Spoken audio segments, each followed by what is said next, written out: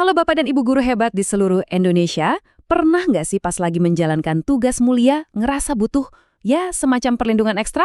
Nah, pas banget. Hari ini kita bakal kupas tuntas sebuah peraturan baru yang penting banget. Kayak perisai hukum yang memang dibuat khusus untuk Anda semua. Yuk kita bedah bareng Peraturan Menteri Pendidikan nomor 4 ini. Nah, ini dia wujudnya. Peraturan Menteri Pendidikan nomor 4. Ini bukan sekedar lembaran kertas loh. Ini adalah alat baru yang sangat kuat buat menjamin keamanan dan juga martabat profesi kita.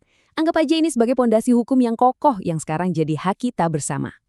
Pertanyaan ini mungkin kena banget ya buat sebagian dari kita. Rasa was-was, diperlakukan gak adil, atau merasa sendirian tanpa dukungan, itu semua masalah nyata. Dan peraturan ini hadir justru untuk menjawab kegelisahan itu. Kabar baiknya, Bapak dan Ibu nggak sendirian, dan solusinya kini ada di depan mata. Oke, kita mulai ya. Jadi, gimana sih sebetulnya peraturan ini bisa berfungsi sebagai perisai buat para pendidik di Indonesia? Ayo kita lihat lebih dalam. Ini dia peta pembahasan kita hari ini. Kita mulai dari gambaran besarnya dulu, terus kita bedah 4 jenis perlindungannya, kita fokus ke isu kekerasan, lalu gimana cara minta bantuannya, dan terakhir, kenapa semua ini penting banget buat masa depan profesi kita. Nah, kita masuk ke jantungnya nih. Perlindungan yang ditawarkan itu ternyata komprehensif banget, mencakup 4 area utama yang paling kita butuhkan dalam pekerjaan sehari-hari. Wah, lihat deh, cakupannya ini luas banget. Ada 4 pilar utama. Mulai dari perlindungan hukum, ya biar kita aman dari tuntutan yang enggak-enggak.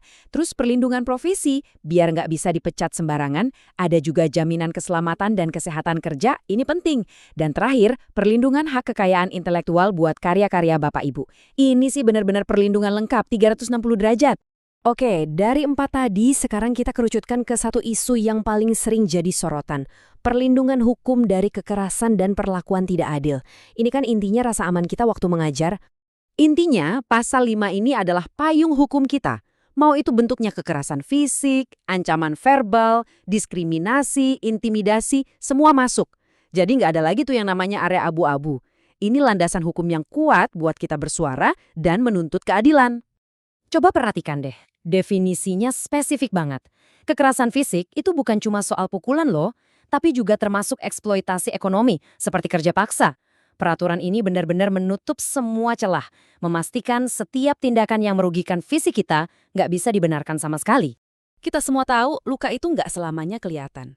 Kekerasan psikis, kayak dikucilkan, dihina, atau jadi korban gosip, itu dampaknya bisa sangat dalam.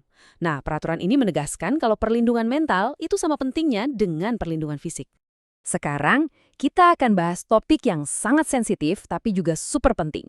Peraturan ini secara rinci dan jelas banget mendefinisikan apa saja yang termasuk kekerasan seksual.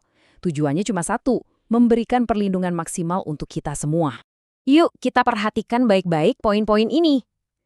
Kekerasan seksual itu bukan cuma soal kontak fisik ya. Komentar yang melecehkan, candaan jorok, bahkan tatapan yang bikin gak nyaman itu sudah masuk kategori ini. Aturan ini ngasih batasan yang sangat jelas, mana perilaku yang bisa dan tidak bisa ditoleransi. Dan ini lanjutannya yang mencakup tindakan fisik.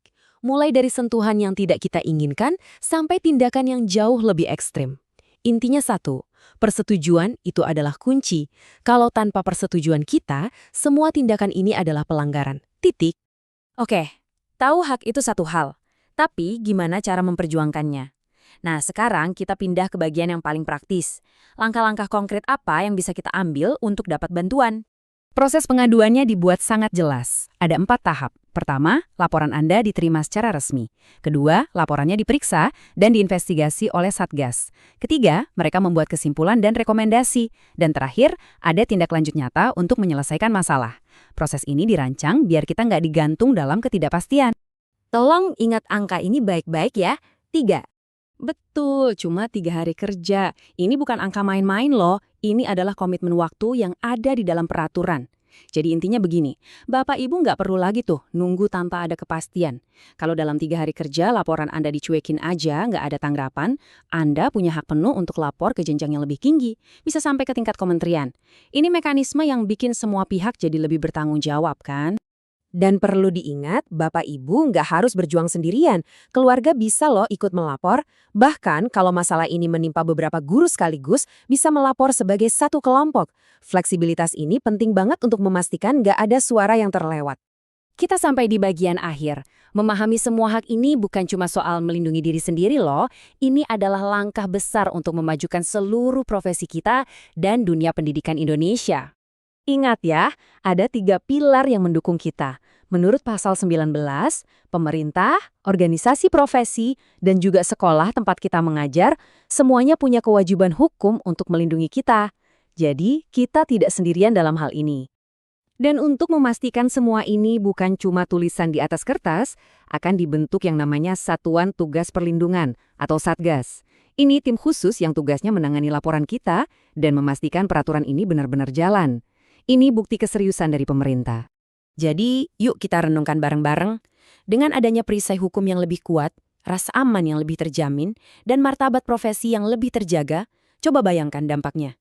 Gimana ini semua akan membentuk generasi pendidik yang lebih berani, lebih inovatif, dan akhirnya lebih fokus mencerdaskan bangsa. Jawabannya ada di tangan kita semua. Masa depan itu dimulai saat kita paham dan berani menggunakan hak-hak kita.